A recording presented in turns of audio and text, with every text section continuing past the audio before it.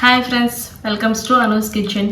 మీరంతా ఎలా ఉన్నారు? నేనైతే చాలా బాగున్నాను ఫ్రెండ్స్. మా ఇంట్లో ఇవాళ స్పెషల్ వచ్చేసి గోంగూర చిట్టి రొయ్యలు అండి.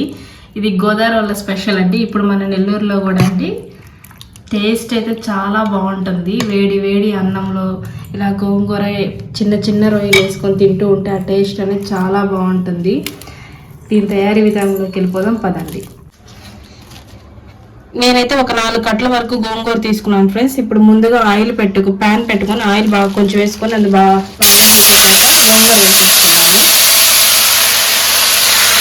గోంగూర ఇట్లా పైకి కనిపిస్తుంది కానీ జస్ట్ ఒక 2 minutes కల్లా మొత్తం ఎక్కడ కింద భాగాన్ని వెళ్ళిపోతుంది, తొందరగా మగ్గిపోతుంది. దీన్ని బాగా మగ్గనిద్దాము. ఇందులోనే రుచికి సరిపడా అంత కారం కూడా వేసుకున్నాం. మళ్ళీ రొయ్యల్లో కూడా వేసుకుంటాం కాబట్టి నేనైతే ఒక 5-6 పచ్చిమిర్చిని ఇట్లా చించి వేసుకున్నాను. చూసారు కదండి, గోంగూర జస్ట్ 2 minutes కల్లా ఇలా అయిపోయింది, తొందరగా మగ్గిపోతుంది. దీన్ని ఇప్పుడు బాగా మగ్గ పెట్టుకుందాం. ఇలాగే ఒక 10 minutes వరకు మగ్గ పెట్టుకుందాం లో ఫ్లేమ్లో పెట్టుకొని. ఇది మగ్గేలోపు మన రొయ్యలు శుభ్రం చేసుకొని వచ్చేద్దాం పదండి. చూసారు కదండి, మనకు చిట్టి రొయ్యల్లో కూడా పేగులు ఉంటాయి. ఈ పేగులు మనం శుభ్రం చేసుకుంటేనే బాగుంటుంది. వీటిని ఎలా శుభ్రం చేయాలో ఒకసారి చూద్దాము. ఇలా మిడిల్లోకి చాక్ తీసుకొని ఇలా కట్ చేసుకుంటే రొయ్య పేగు అనేది ఉంటుందండి. ఇదిగోండి, ఈ పేగుని మనం ఇట్లా ఈజీగా రిమూవ్ చేసేయచ్చు. ఇలా క్లీన్ చేసుకుంటే తినేయడానికి చాలా బాగుంటుందండి. చాలా వరకు చెయ్యరండి, ఇది చిట్టి రొయ్యలు కదా రిస్క్ ఎక్కువ అని చెప్పి, కానీ ఇట్లా చేసుకుంటేనే బాగుంటుంది. ఓకేనా అండి, ఇట్లాగే మనం అన్నీ శుభ్రం చేసుకుందాము. చూసారు కదండి, మన గోంగూర కూడా బాగా మగ్గిపోయింది. ఇప్పుడు దీన్ని మనం స్మాష్ చేసుకోవడానికి పక్కన పెట్టేసుకుందాము. చూసారు కదండి, మన గోంగూర అయితే బాగా ఏగిపోయింది. ఇప్పుడు దీన్ని స్మాష్ చేసుకోవడానికి పక్కన పెట్టుకున్నాను. అలాగే చిట్టి రొయ్యలు కూడా బాగా శుభ్రం చేసి పెట్టుకొని నరం తీసాను. ఈ నరం తీసేటప్పటికి మాకైతే చుక్కలు కనిపించాయండి. ఎక్కువ క్వాంటిటీ కాకపోయినా చిట్టివి కదా, చాలా అయితే ఇబ్బంది ఉంటుంది తీయడానికి. మొత్తానికి తీసేసాము. ఇప్పుడు ఇందులో 1 స్పూన్ వరకు సాల్ట్ వేసుకుందాము. 1/2 టేబుల్ స్పూన్ వరకు పసుపు వేసుకొని దీన్ని పొయ్యి మీద పెట్టుకొని బాగా ఆవగించుకుందాము. చూసారు కదండి, వాటర్ అన్ని ఇట్లా వచ్చాయి కదా. ఈ రొయ్యల్లోనే వాటర్ ఉంటాయి, మనం ఏం వాటర్ యాడ్ చేయాల్సిన అవసరం లేదు. ఇవి చూడండి, ఇందాక ఒక సైజు, ఇప్పుడు చూస్తే ఒక సైజు, అసలు కంటికి కూడా కనిపించట్లేదు.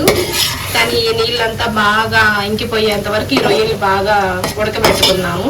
దీన్నే అండి మేమైతే ఆవగించుకోవడం అని అంటాము. చూసారు కదండి, మన గోంగూర కూడా బాగా స్మాష్ చేసి పక్కన పెట్టేసుకున్నాను. అంతలోపు మన రొయ్యలు కూడా బాగా వేగిపోయాయి. చూడండి, బాగా వాటర్ అన్ని ఇంకిపోయి బాగా ఉడికిపోయి. ఇప్పుడు దీన్ని అంతా మనం వేరొక బౌల్లో ట్రాన్స్ఫర్ చేసేసుకుందాము. ఇప్పుడు ఇదే ప్యాన్ లో మనం కొంచెం 4 టేబుల్ స్పూన్స్ వరకు ఆయిల్ వేసుకొని ఇట్లా సన్నగా తరిగి పెట్టుకున్న ఒక మీడియం సైజ్ 2 ఆనియన్స్ వరకు తీసుకున్నానండి.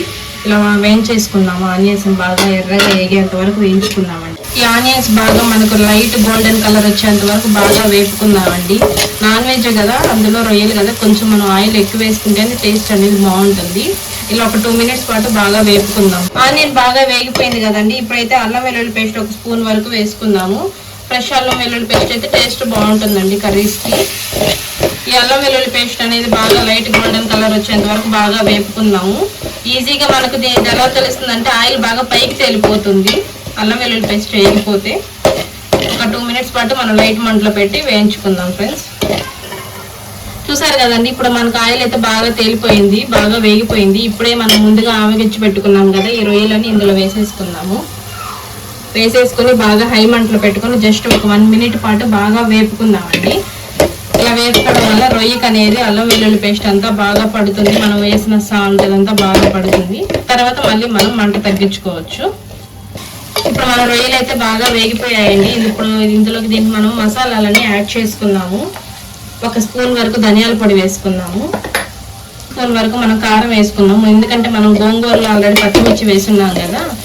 సో ఇప్పుడు ఈ పౌడర్స్ అన్ని మనం బాగా ఆయిల్ పైకి తేలేంత వరకు బాగా వేయించుకుందాం ఫ్రెండ్స్. 1 స్పూన్ వరకు గరం మసాలా పౌడర్ వేసుకున్నాము. జీరా పౌడర్ వేసుకున్నాము. ఇప్పుడు ఈ మసాలాలన్నీ రొయ్యలు బాగా పట్టేటట్టు కలుపుకుందాము. ఒక 2 minutes పాటు వేగుతాయి లైట్ మంట మీద. మసాలాలంతా బాగా వేగిపోయాయి ఫ్రెండ్స్. ఇప్పుడు మనం ముందుగా స్మాష్ చేసి పెట్టుకున్నాం కదా గోంగూర, ఈ గోంగూర అంతా మనం రొయ్యల్లోకి ట్రాన్స్ఫర్ చేసేసుకుందాము. ఇప్పుడు ఏదైనా మనకు సాల్ట్ కొంచెం అడ్జస్ట్ అవ్వాలన్నా కూడా ఈ టైంలో మనం వేసుకోవచ్చు.